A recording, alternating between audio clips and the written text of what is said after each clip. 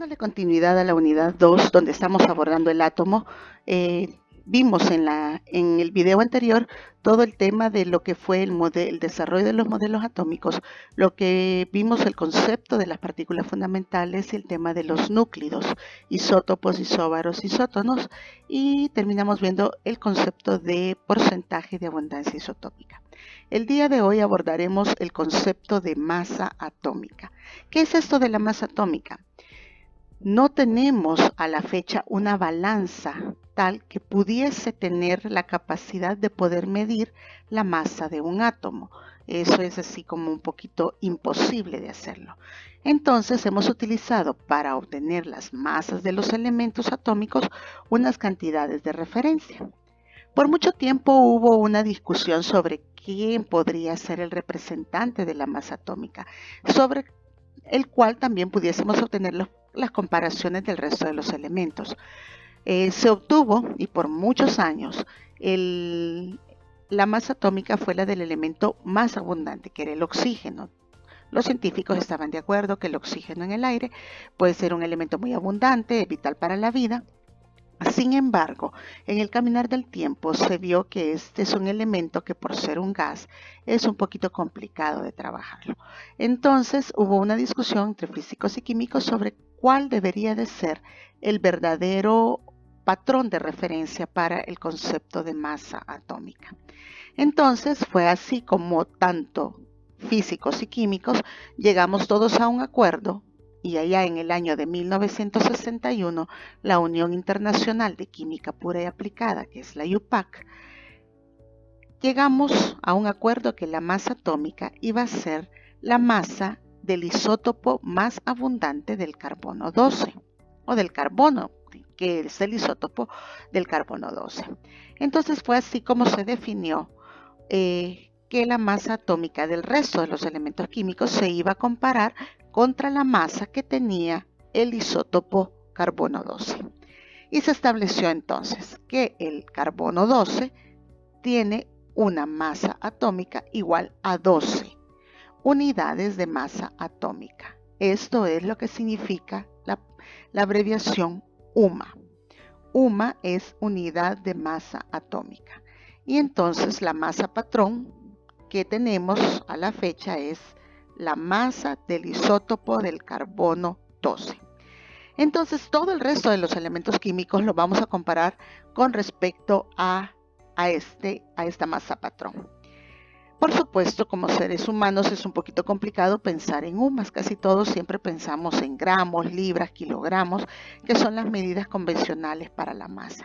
Sin embargo, la UMA no entra dentro de nuestras consideraciones, pero se le ha asignado un valor para poder establecer una equivalencia. Por lo tanto, decimos que una UMA es igual a 1.666 por 10 a la menos 24 gramos. Realmente es un valor muy pequeño, no hay equipo de medición capaz de medir este valor en gramos, por lo tanto entonces tenemos este valor de referencia. Entonces, definimos nuevamente masa atómica patrón, es la masa del isótopo más abundante del carbono, que es el carbono 12, estableciendo la masa patrón como 12 UMAS, 12 unidades de masa atómica. Entonces, si yo tengo un átomo de hidrógeno, entonces este tendría una masa de 1.008 UMAS. Si yo tuviese una balanza, asumiendo que tenemos una balanza que pudiese medir estas masas, y yo pusiera la balanza, la pongo en la tara, auto cero, y pongo y deposito un átomo de hidrógeno, ¿cuánto marcaría el dial de la balanza?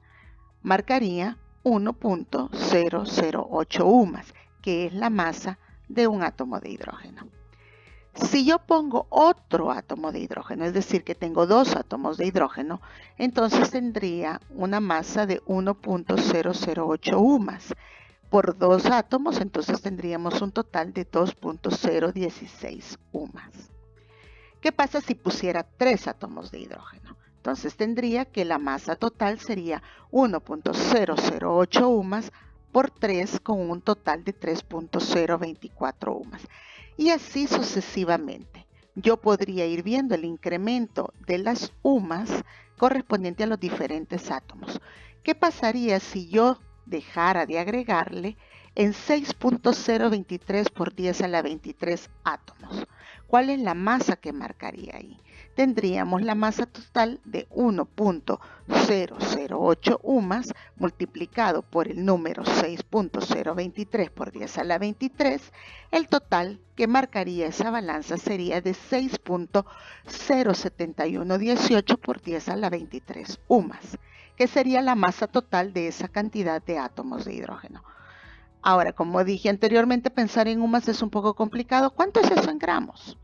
Bueno, tenemos el factor de conversión y podríamos decir, si una UMA es igual a 1.66 por 10 a la menos 24 gramos, entonces el total de la masa que teníamos de los 6.023 por 10 a la 23 átomos de hidrógeno, entonces sería igual a una UMA equivaliendo a 1.66 por 10 a la menos 24 gramos, por lo tanto quiero saber cuánto es 6.07118 por 10 a la 23 UMAS en gramos. Establezco una regla de 3, recordando regla de 3, multiplico el valor a la par de la incógnita por el número arriba de la incógnita dividido entre el valor opuesto a la incógnita. Como yo lo he escrito de esta manera, se anulan las unidades UMA y el valor total que me queda es de 1.0078 gramos provenientes de este valor. ¿A dónde antes había visto yo este dato?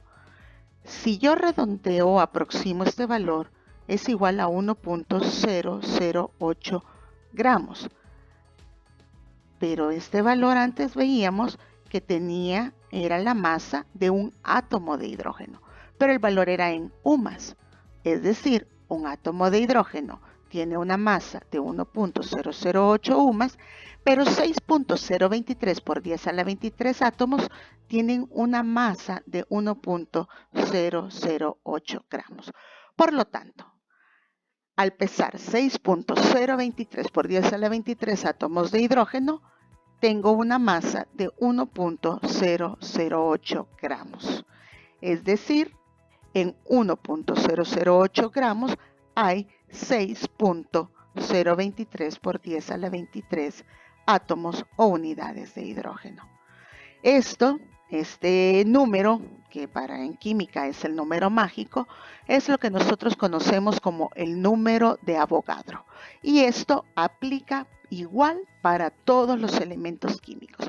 Si siguiéramos ese mismo procedimiento para los 118 elementos de la tabla, llegaríamos a la misma conclusión, que yo tengo 6.023 por 10 a la 23 átomos de un elemento y su masa será igual a la masa atómica expresada en gramos. Y esto es lo que se conoce como el concepto de mol. El concepto de mol fue planteado originalmente en los estudios de Amadeo Avogadro, un científico italiano quien, hay que decir la historia, no permitió que pudiese ver la conclusión de sus investigaciones. El número de Avogadro fue propuesto muchos años después de la muerte de Avogadro, pero los científicos de la época le reconocieron a él todas sus investigaciones. Por lo tanto, definimos el concepto de mol como la cantidad de sustancia que contiene tantas entidades elementales, que pueden ser átomos, moléculas u otro tipo de partículas, como número de átomos contenidos exactamente en 12 gramos del isótopo del carbono 12. Eso es lo que en química conocemos como el concepto de mol y en la unidad de medida de la materia en el Sistema Internacional de Unidades. En pocas palabras, podemos decir que un mol es la cantidad de sustancia que contiene 6.023 por 10 a la 23 unidades de la sustancia. Como vimos en el concepto, pueden ser átomos, moléculas, partículas, iones, pelotas de fútbol, tazas de café, etcétera, etcétera. Así podríamos entonces decir un mol es igual a 6.0023 por 10 a la 23 partículas de cualquier cosa. La masa que se representa para esa cantidad de partículas, eso es lo que se llama el mol. Solo para que tengamos un ejemplo o una idea. Supóngase usted que tenemos un mol de monedas de a dólar. Monedas de a dólar. Simples monedas de a dólar. Entonces yo tendría, si tengo monedas de a dólar y tengo 6.023 por 10 a la 23 monedas de dólar, significa que yo tengo esta enorme cantidad de dinero. Asumiendo que la población mundial es de 7.2 mil millones de personas. Entonces yo podría dividir mi mol de monedas de a dólar entre toda la población mundial, solo para ver cuánto nos tocaría a cada uno. Lo dividimos y eso significa que para cada habitante del planeta Tierra tendría derecho a 8.36 por 10 a la 13 monedas de dólar. ¿Cuánto significará eso en dinero? No lo sé, podríamos entonces probar. Esa cantidad, 8.36 por 10 a la 13 monedas de a dólar, yo la voy a dividir entre 1 por 10 a la 6, es decir, 1 millón. ¿Por qué? Si yo pensara en gastar $1 millón diario, ¿para cuántos días me alcanzaría ese dinero? Entonces divido 8.36 por 10 a la 13 monedas de dólar entre $1 millón. Eso me da el valor de 8.4 por 10 a las 7 días. Eso significa, si yo, esa parte que a mí me toca, yo podría gastar $1 millón diario durante 8.4 por 10 a las 7 días. Pero ¿y eso cuánto es? Eso en años es 229.041 años, que significa que usted aproximadamente 230.000 años podría gastar $1 millón diarios. Esto es solo para que usted tenga un poco la idea de la magnitud del concepto del mol. Entonces recapitulemos. Un mol de sustancia es la cantidad de materia o la cantidad de masa de 6.023 por 10 a la 23 unidades de esa sustancia. Entonces de ahí deriva lo que es la masa molar. La masa molar es la masa en gramos de un mol de átomos de cualquier elemento. ¿Qué quiere decir? Si yo tengo 6.023 por 10 a la 23 átomos de un elemento, entonces esa es la masa molar. Generalmente la masa molar es la masa que encontramos en la tabla periódica. Así podríamos decir que en el caso del hidrógeno, la masa molar es de 1.008 moles o gramos por mol, que son las unidades de la masa molar, gramos por mol. Si tuviésemos el caso del sodio, tendríamos 23.99 gramos por mol. Y así para cada uno de los elementos. Por lo tanto, la masa atómica que tenemos en la tabla periódica es en unidades de masa molar, gramos por mol.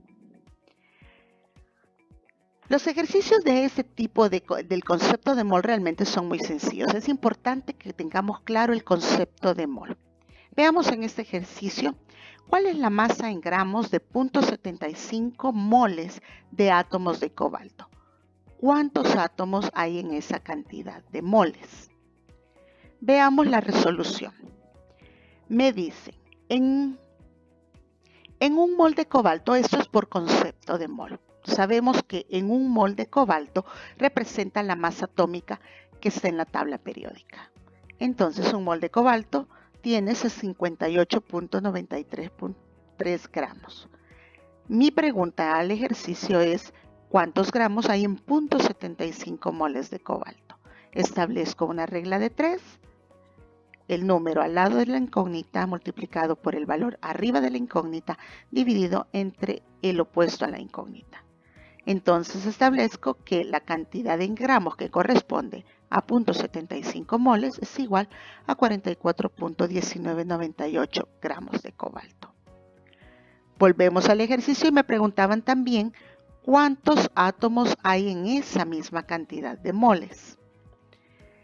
Establezco la misma relación sabiendo que por definición el concepto de mol dice que es la cantidad de materia que tiene 6.023 por 10 a la 23 átomos. Por lo tanto, en 0.75 moles de cobalto, ¿cuántos átomos habrá? Nuevamente planteo una regla de 3. El valor al lado de la incógnita por el valor arriba de la incógnita dividido entre el valor opuesto a la incógnita. Esto me indica que en 0.75 moles de cobalto hay 4.51725 por 10 a la 23 átomos de cobalto.